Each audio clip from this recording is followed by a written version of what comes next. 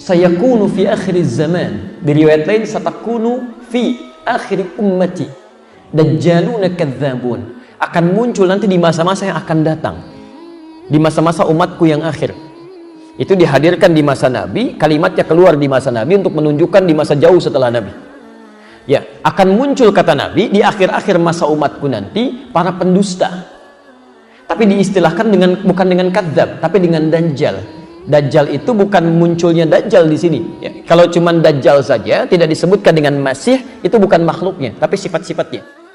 Di antara sifatnya itu, maaf ya, itu pintar. Dajjal itu kalau nggak pintar, bagaimana nipu banyak orang? Mohon maaf, yang kemarin tuh yang ada padepokan yang macam-macam, handphone, uang itu, yang begitu aja masih banyak yang tertipu. Bagaimana dengan Dajjal yang muncul? Makanya itu hati-hati Pak, kalau nggak disiapkan bekal dari sekarang itu, pada yang kecil-kecil sudah lemah iman, bagaimana dengan yang dahsyat nanti tuh? Nunjuk ke langit hujan, hujan tuh. Ya, nunjuk ke tanaman mati, mati gitu. Itu bahaya gitu ya. Tapi ada sifat-sifat dari situ yang kemudian kata Nabi itu muncul menyerang orang-orang yang mengatakan dirinya muslim. Dajjaluna kadzabun. Para pendusta, mereka orang pintar. Tapi bicaranya bukan dusta masalah dunia. Ya, maaf. Kalau pedagang, pebisnis, pengusaha yang dusta, itu kita temukan keseharian. Maaf, yang punya kedudukan dusta mudah didapati. Yang jadi masalah, ini dusta dalam masalah agama disampaikan oleh orang pintar. Kalau orang yang tidak punya gelar, orang-orang biasa itu bicara masalah agama, tidak paham, kita bisa tinggalkan. Tapi kalau yang profesor, yang doktor, yang macam-macam gitu kan, tiba-tiba bicara masalah agama, dan kata Nabi dusta isinya. Itu yang bahaya. Pernah dengar kalimat ini? Semua agama itu sama, cuman caranya beda-beda menuju pada Tuhan yang sama. Pernah dengar kalimat itu? Saya mau tanya, yang nyampaikan orang bodoh apa orang pintar? Silahkan cek gitu ya. Saya mohon izin ya, sebodoh-bodohnya orang jahiliyah itu nggak pernah nyampaikan begitu. Sebodoh-bodohnya orang jahiliyah Pak. Dulu pernah ada di masa Nabi SAW utusan datang kepada Nabi itu ya. Dan itu orang-orang Masya Allah datangnya malam Bu kepada Nabi SAW. Beberapa orang mengatakan, Muhammad, kita memang beda. Tuh, ngaku kita memang beda. Tapi jangan sampai perbedaan ini menjadikan kita berselisih dan berperang. Kita gantian aja lah. Ya, sekarang kami yang coba menyembah Tuhan kamu. Malam ini langsunglah seketika. Besok-besok kamu yang ikutan ke kita. Apa yang terjadi? Turun surah Al-Kafirun. Qul ya ayyuhal kafirun la a'budu ma ta'budun. Selesai. Muhammad katakan pada orang-orang yang tidak beriman itu. Ya, kafir itu orangnya, yang tidak beriman itu mutlak orangnya.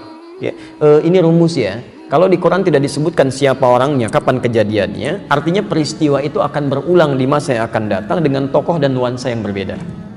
Di sampai hari ini pun akan ditemukan non-muslim, walaupun tidak menyakiti, tapi suka ngajak-ngajak.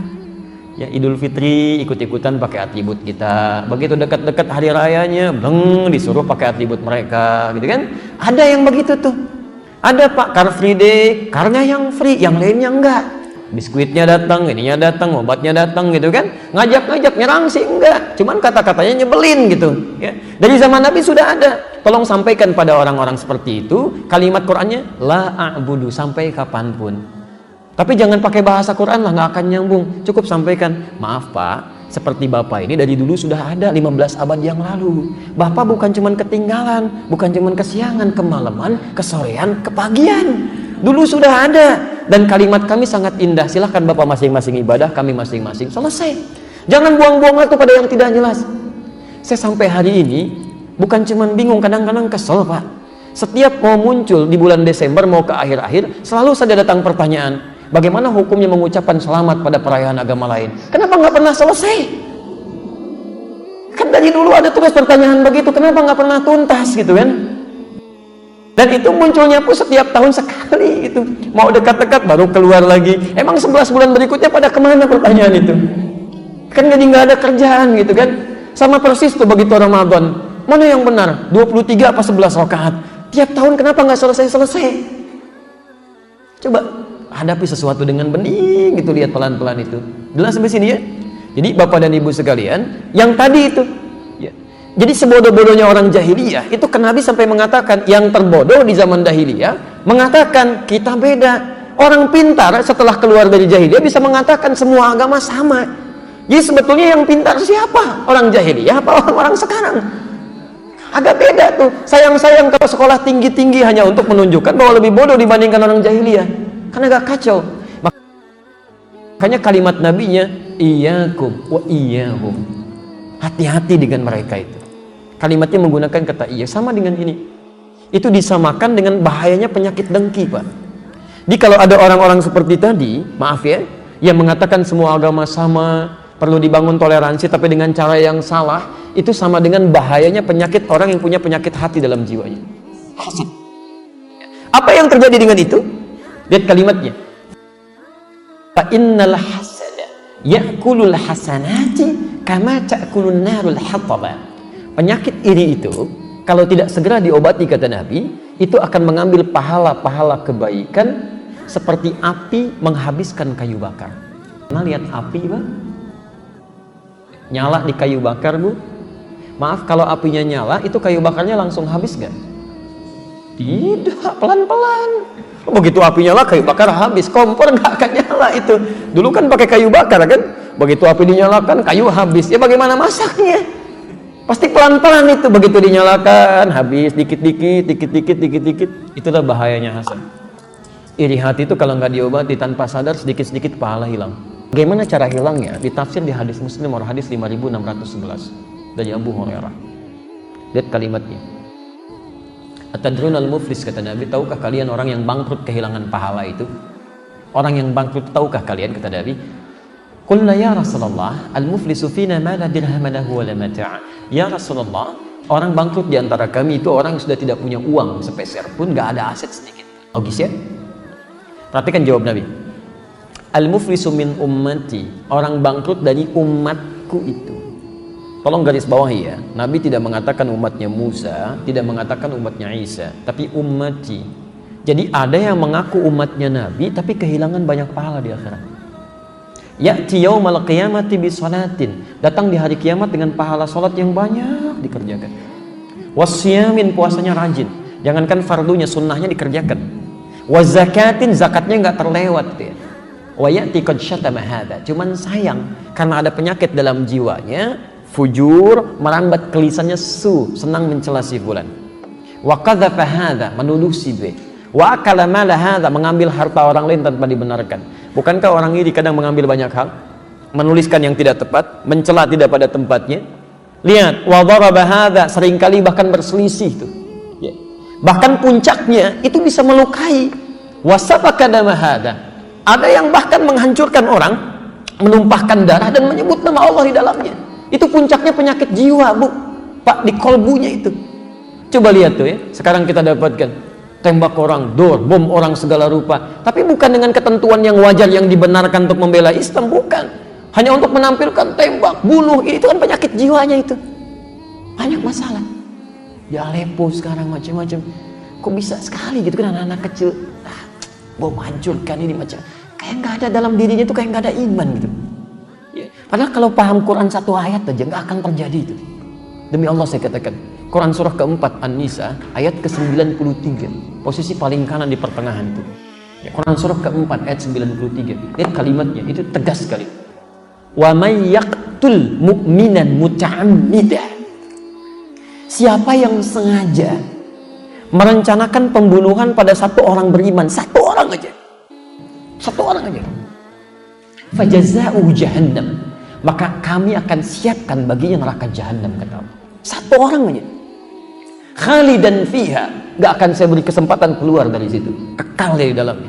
Wa ghadiballahu alaihi, Allah murka pada orang ini. Wa la'anahu, dilaknat dia kalau dia tidak tobat selama hidupnya. Wa a'adda lahu 'adzaban 'azima. Maaf ya, neraka jahanam itu nggak usah dilipatkan aja siksanya, itu sudah luar biasa.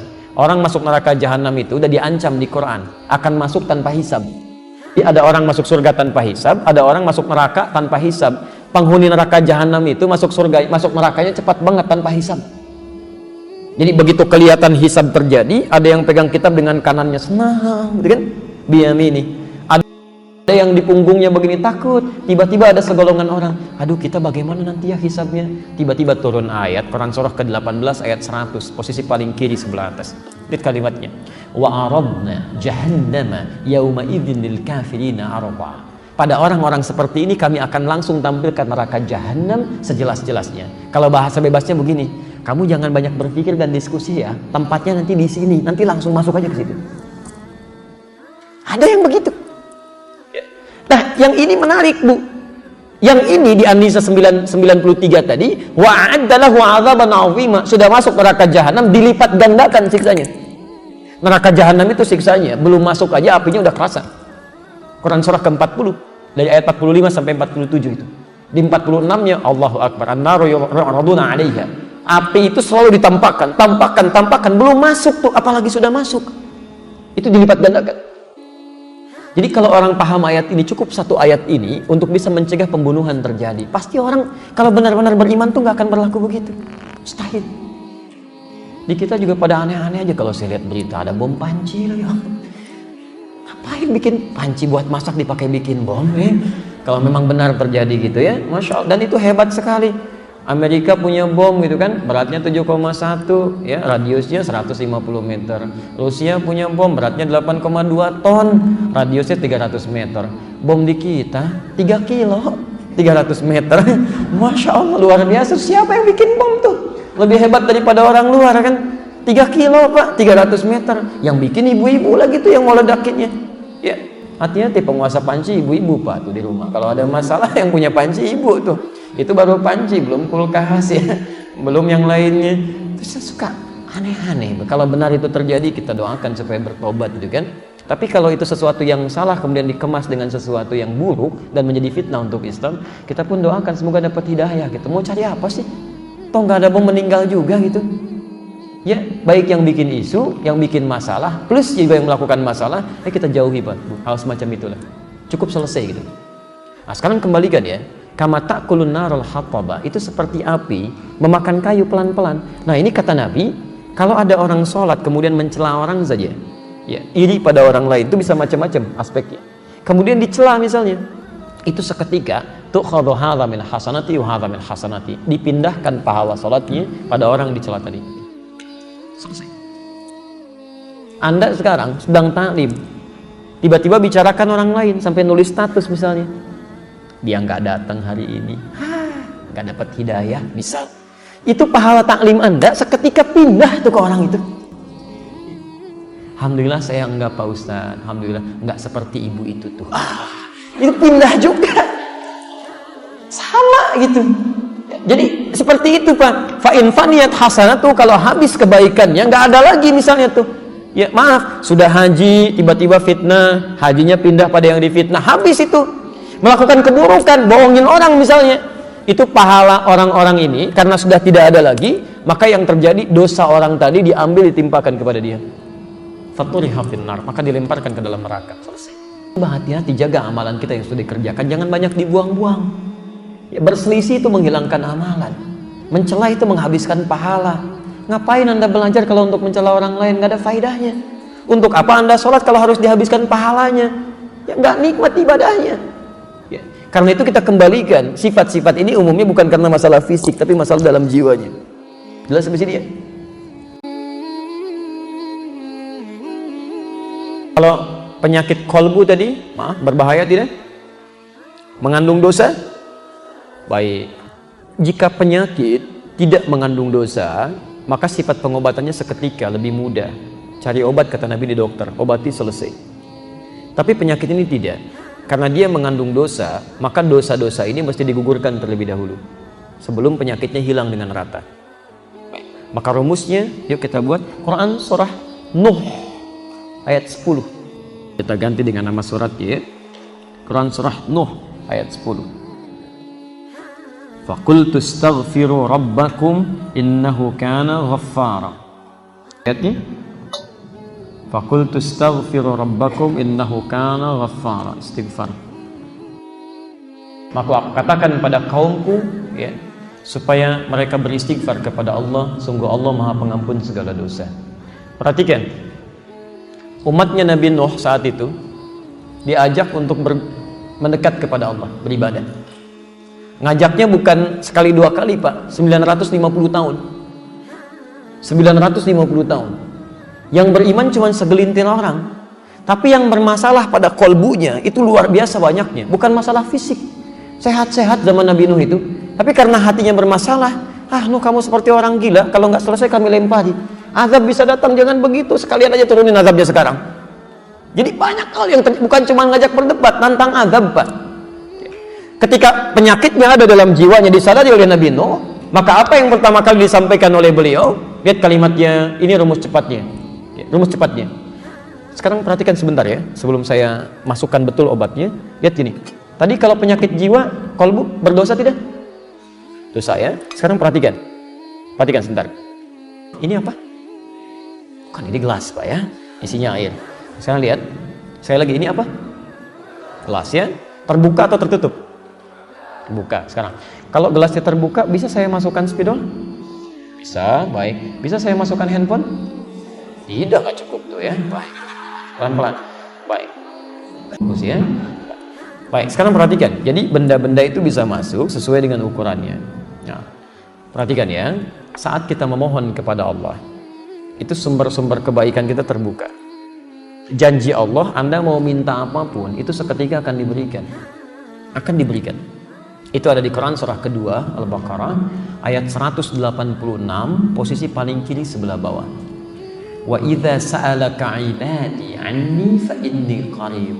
Kalau hambaku punya persoalan kemudian ingin mencari aku, ini sudah fitrah manusia. Kalau sedang punya masalah pasti menyebut nama Allah tuh. Nyari gitu ya. Fa inni qarib, Muhammad katakan pada orang mencari aku ini, yang bertanya kepadamu, aku dekat, gak usah dicari, memberi harapan. Secara psikologis itu menenangkan. Anda bertanya, Ustaz Adi mana ya? Belum datang. Aduh, nggak ada kabar nih. Dengan yang kedua dikatakan tenang, beliau sudah dekat katanya. Mana yang paling menenangkan? Yang pertama atau yang kedua? Kedua. Fa inni qarib. Poinnya, ujibu da'watad da'i idza da'an. Saya akan selalu jawab doa hambaku sepanjang dia berdoa. Bentuknya progresif, ya. Bahkan kalau dalam bahasa Inggris 3 itu, present, continuous, future. Jadi kalau kita minta, kata Allah, sifat doa itu ketika diminta akan selalu dijawab. Nggak ada doa yang tidak dikabulkan, Pak. Tidak ada. Kalau nggak sekarang, besok. Kalau nggak besok, nggak bisa sekarang kita menerima di alam kubur. Kalau nggak dapat di akhirat, pasti dikasih. Tidak ada doa yang tertolak, semua dikabulkan. Cuma yang jadi masalah, ketika Allah akan berikan, manusianya menutup pintu doa itu untuk datang. Ditutup dengan apa?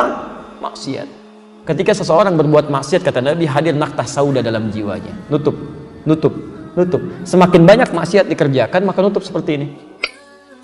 Kalau sudah tertutup seperti ini, jangankan handphone, maaf, spidol pun nggak bisa masuk. Paling berbahaya, jangankan doa, mohon izin ya. Maaf, ajakan kebaikan pun nggak bisa nyambung. Ya karena kebanyakan bermaksiat, bahkan yang paling bahaya makan yang haram. Haram itu seketika tuh, kalau sudah masuk ke perut ngalir dengan darah, Pak. Masuk ke tangan, masuk ke telinga, masuk ke mata. Kalau sudah masuk telinga, itu panggilan kebaikan nggak bisa nyambung tuh. Susah. Allahu Akbar, nggak tembus. Wa fi adhanihim waqra, Quran surah ke-6 ayat ke-25. Wa fi adhanihim waqra, ada orang yang di telinganya itu ada sumbatan, nggak bisa dengar, Pak. Ya, bola tuh jauh kedengaran banget tuh. Direncanakan bahkan sebelumnya itu. Ada tuh, hafal, diketahui betul itu. Masya Allah. Tapi Isya lewat, gitu kan. Maghrib nggak dikerjakan, adzan nggak kedengaran. Yang paling mulia, saat seseorang tidak bisa mendengar kebaikan dengan telinganya, itu Allah saking sayangnya pada hamba ini akan ditampakkan lewat matanya. Orang nggak dengar adzan, nggak mau dengar, tiba-tiba dihadirkan orang lewat. Masya Allah. Dari mulai orang dewasa sampai anak kecil lewat. Pak, salat Pak. Mari, Masya Allah. Ya, mangga silahkan duluan. Silahkan, tuh kan. Om, salat Om. Ya, silahkan duluan. Dia sendiri nggak salat. Susah gitu kan ya seperti ini. Masya Allah. Om, nggak tahu ke masjid Om? Enggak. Kalau surga nggak tahu, masjid aja nggak tahu, apalagi surga. Masya Allah. Ini orang seperti ini susah tuh dilihatin di mata nggak bisa, dengar di telinga nggak bisa. Apa yang salah? Ini yang masuk tuh. Ada penyakit dalam jiwanya. Ya, makanya turun ayat Quran surah kedua ayat ke-7 itu, posisi paling kanan sebelah atas. Khatamallahu ala qulubihim. Awas tadi penyakit kolbu itu di mana adanya? Di kolbu. Nggak mungkin penyakit kolbu adanya di yang lain. Di kolbu. Jamak kolbu tadi apa? Qulub. Khatamallahu ala qulubihim wa ala sam'ihim wa ala absarihim ghishawah. Perhatikan, pertama yang bermasalah kolbunya. Kalau kalbu bermasalah, tembusnya kemana? Telinga nggak bisa dengar, mata nggak bisa lihat.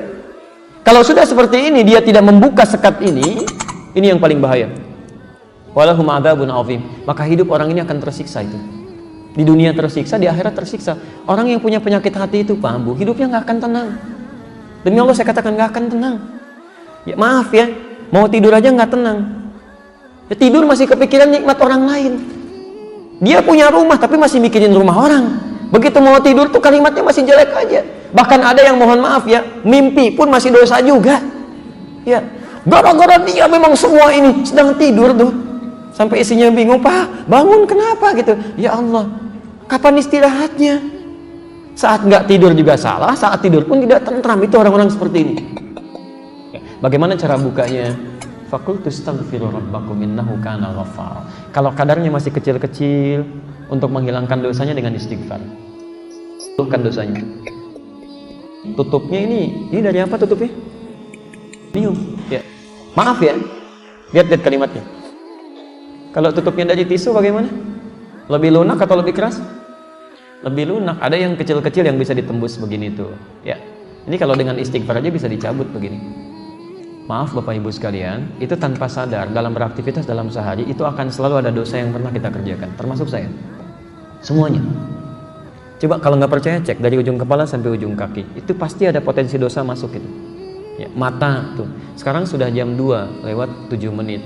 Saya mohon izin dari Anda bangun sampai dengan sekarang, berapa kali mata kita berbuat salah tuh, salah lihat? Pasti ada aja. Telinga salah dengar, ya kan? Lisan salah bicara, pikiran salah berpikir. Sekarang pun mungkin ada begitu, nggak tanggung-tanggung ustadznya juga salah dipikirin gitu. Bisa kejadian gitu kan, macam-macam terjadi. Nah itu yang kecil-kecil, itu seketika hilangnya dengan istighfar. Beristighfar nggak dalam hidupnya? Sebelum tidur istighfar nggak? Berapa kali? 100 kali sebelum tidur. Nabi, Rasul dijaga dari kesalahan, dijamin surganya, tingkat surga tertinggi, masih istighfar dalam hidupnya. Anda bukan Nabi, bukan Rasul, surga sampai zuhur ini belum jelas, hisab masih menegangkan, gak mau istighfar, aneh itu. Makanya orang-orang yang istighfar itu, ketika dia istighfar, maka sumber-sumber masalah yang kecil itu hilang, Pak. Makanya mohon izin ya, kalau ingin dijaga dari penyakit-penyakit hati, salah satu caranya kata Quran, biasakan istighfar. Astagfirullah. Jangan dibiarkan ada. Jadi begitu ada misalnya setan datang, tuh dia tuh sombong, jalan aja nggak nyapa kamu. Begitu muncul itu langsung astagfirullahaladzim. Itu nggak benar. Itu seketika akan hilang dan potensi dosa akan keluar. Kalau sudah seperti ini, masya Allah. Orang-orang yang seringkali istighfar dalam hidupnya, kemudian dia membiasakan itu, bukan cuma dijaga dari dosa-dosa yang kecil. Mohon maaf ya, cinta Allah pun akan diturunkan pada orang ini. Cinta Allah akan diberikan. Allah itu sangat mencintai orang yang membiasakan istighfar dalam hidupnya. Quran surah ketiga ayat 31. Posisi paling kiri sebelah atas. Rahasia siang ini. Oh Bapak? Rahasia boleh? Baik ya, kita keluarkan dari Quran. Lihat ayat Qurannya. Quran surah 3 ayat 31, posisi paling kiri sebelah atas, ya, agak ke tengah sedikit. Qul in kuntum tuhibbunallaha fattabi'uni. Katakan Muhammad, jika kalian serius mencintai Allah, buktikan cinta itu dengan mengikuti aku, ikuti Nabi. Serius cinta Allah, ikuti Nabi. Ini rahasia besarnya ayat ini. Kita turunkan persamaannya. Bisa mengikuti tuntunan Nabi dalam kehidupannya. Maaf, bukan cuma sholatnya ikut Nabi ya, tapi lisannya pun ikut Nabi, pandangannya ikut Nabi, gitu kan? Kebiasaannya ikut Nabi. Maka yuhibbukumullah, cinta Allah akan diturunkan. Allah akan cintai kalian. Yang menarik, kemudian diberikan persamaan oleh Quran. Perhatikan persamaannya. Wa yaghfir lakum dzunubakum. Kalau Allah sudah mencintai seorang hamba, ternyata bukan dunia yang pertama diberikan. Jadi kalau bapak ataupun ibu mendapatkan kemuliaan dunia, jangan dulu bangga. Belum tentu Allah cinta dengan itu. Jelas ya? Apa yang Allah berikan? Wa yaghfir lakum dzunubakum. Allah akan ampuni dosa hambanya. Ampunan dosa. Yang dicintai Allah itu, seketika yang Allah berikan pada orang ini, Allah ampuni dosanya. Gugur, dihabiskan semua. Gugur, selesai. Yang paling menarik, sekarang perhatikan persamaannya. cinta Allah bersanding dengan ampunan dosa. Kalau kita buat persamaan terbalik seperti ini, berarti orang-orang yang sering meminta ampunan dosa dari Allah itu berpotensi lebih cepat mendapatkan cinta Allah Subhanahu wa taala. Perhatikan persamaannya. Orang yang dicintai Allah maka akan diampuni dosanya. Persamaan terbaliknya, orang yang sering meminta ampunan dosa bukankah akan cepat mendatangkan cinta Allah? Halo? Ya kan? Jadi orang yang sering minta ampunan dosa itu akan cepat mendatangkan cinta Allah. Persamaan terbaliknya. Jadi orang-orang yang sering istighfar, cara meminta ampunan dosa, kunci pembukanya ini, istighfar. Istighfar, astagfirullah, astagfirullah, astagfirullah. Masya Allah, itu matanya akan dijaga oleh Allah. Begitu melihat yang tidak baik menurut Allah, dia akan palingkan. Astagfirullah, astagfirullah. Tangannya juga begitu. Kakinya juga begitu. Dan hebatnya, ini yang paling mulia. Orang-orang yang sudah mendapatkan cinta Allah, ahli istighfar ini, ahli istighfar, kalau sudah mendapatkan cinta Allah Subhanahu wa taala, maka Masya Allah, kemuliaannya tanpa meminta pun doanya segera dikabulkan. Orang yang biasa istighfar itu diantara kemuliaannya, Allah akan cepat mengabulkan kebutuhannya tanpa dia harus memintanya. Butuh sesuatu, datang. Butuh sesuatu, datang. Padahal orang ini belum tentu minta. Ini pernah dipraktekkan oleh seorang tukang roti di zaman Imam Ahmad bin Hanbal. Beliau pahami betul konsep ini. Kata Ibnul Qayyim Al-Jauziyah, beliau punya rumus, ya, masa setelah Imam Ahmad, sampai disebutkan rumusnya. Kalau Anda punya permohonan yang cukup banyak, tapi waktunya singkat, kata beliau, cukup perbanyak istighfar. Begitu Anda istighfari, itu sebelum dimintakan Allah bisa kabulkan, kalau benar kebiasaan istighfar. Ya. Imam Ahmad itu pernah lewat, kemudian beliau datang ke Mesir. Di Mesir masuk masjid. Ya. Begitu masuk ke masjid, tiba-tiba petugas masjidnya langsung mengusir beliau. Ukhruj, katanya, keluar. Itu imam besar, Pak. Dikenal dia seantara jagat ya, cuma saking tawadhunya pakaiannya biasa-biasa. Seperti Syekh Yasin Al-Padangi, Bu. Ya, ibu atau bapak yang dari Padang itu ada ulama besar tuh. Ya, saya sampai hari ini masih kagum, saya terus belajar. Sampai tadi saya nunggu di mobil tuh saya masih pelajari beliau itu. Ya, bagaimana santunnya, tawadhunya, pakaian macam-macamnya. Itu ahli sanad, Pak, sedunia itu. Sedunia, semuka bumi ahli sanad itu. Ya, itu luar biasa, Masya Allah. Pakaian, tampilan sederhana, macam-macam. Jadi kalau Anda ke Mekah itu belum kenal pertama kali, mungkin nggak akan kenal kalau itu ulama besar tuh. Kadang-kadang orang tawaf beliau bawain air, zam-zam, setelah selesai dikasihin, duduk pakai sarung begini, pakai kaos, tapi muridnya ada yang dari Mesir, ada yang dari Mekah, ada yang dari macam-macam, itu luar biasa. Ya. Nah, yang paling menarik, Imam Ahmad itu sederhana luar biasa. Ini nggak tahu, ukhruj, katanya, keluar. Imam Ahmad karena paham fikih, kata beliau, ana astarih qalilan, saya istirahat sebentar. La, barrah. Barrah itu sudah mulai kasar. Barrah. Kata Imam Ahmad, astari, da'ni astari. Gak apa-apa, tolong perkenankan saya istirahat sebentar, saya capek, katanya. Rawah enta, rawah. Rawah itu sudah lebih kasar lagi dari kata roh. Maksudnya, tolong keluar dari sini sekalian dengan roh-rohnya. Rohnya pun jangan ada di sini, keluar. Itu kalau Anda ke Mekah misalnya kan, atau ke tempat di Arab, ada orang mengatakan rawah enta, rawah. Itu tandanya lagi marah, Pak. Jangan senyum. Rawah. Itu musir, ya, musir itu, suruh pergi. Kalau bisa rohnya pun jangan di situ, pergi, kata orang ini. Imam Ahmad keluar, kemudian di teras itu beliau juga sandaran, disuruh pergi lagi. Begitu keluar dari masjid, jalan beliau, singkatnya bertemu dengan makhbaz, tempat jualan roti. Ya, syar'i rati, menjual dengan syar'i. Ya, baik. Dia setiap datang orang lewat melihat, Masya Allah, kalimatnya bagus sekali. Imam Ahmad lewat dipanggil, Syekh istari mana? Syekh, tolong istirahat di sini dulu. Kelihatannya capek kan ya. Begitu bikin, perhatikan beda antara sari roti dengan syar'i roti. Yang ini setiap diaduk begini, astagfirullah. Dibikin begini, astagfirullah. Ini astagfirullah. Selalu istighfar. Kata Imam Ahmad, ya Syekh, ma faidatu istighfarika? Apa faidahnya istighfar kamu itu? Imam Ahmad tahu, cuma ingin menguji ini. Apa manfaatnya? Katanya. Perhatikan. Wallahi, demi Allah, katanya, tidak pernah saya membiasakan istighfar ini kecuali Allah selalu mengabulkan doa-doa saya. Selalu mengabulkan doa-doa saya. Cuman wallahi, cuman satu aja yang belum terkabul sampai hari ini. Mudah-mudahan Allah sebelum mengabulkannya sebelum saya wafat, atau dia yang kembali pulang duluan.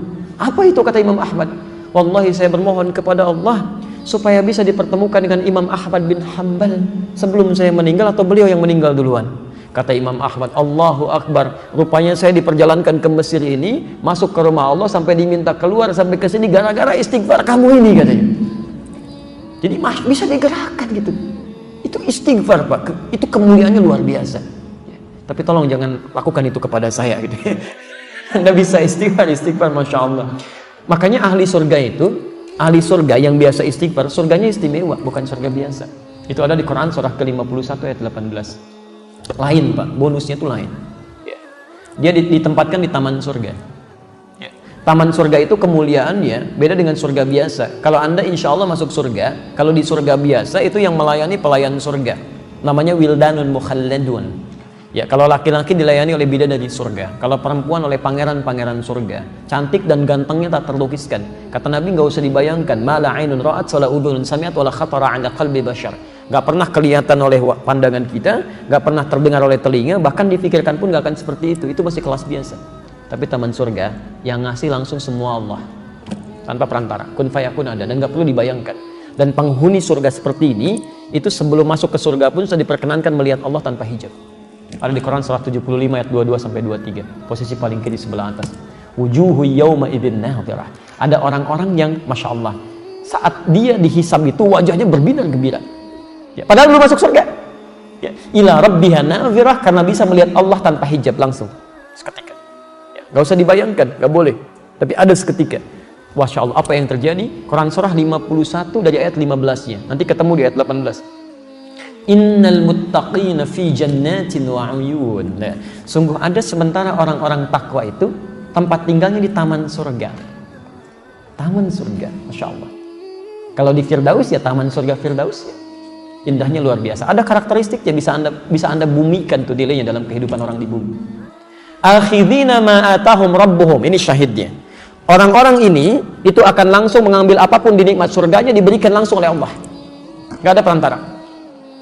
Akhidina ma atahum rabbuhum. Apa amalannya? Ini yang harus Anda turunkan ke muka bumi.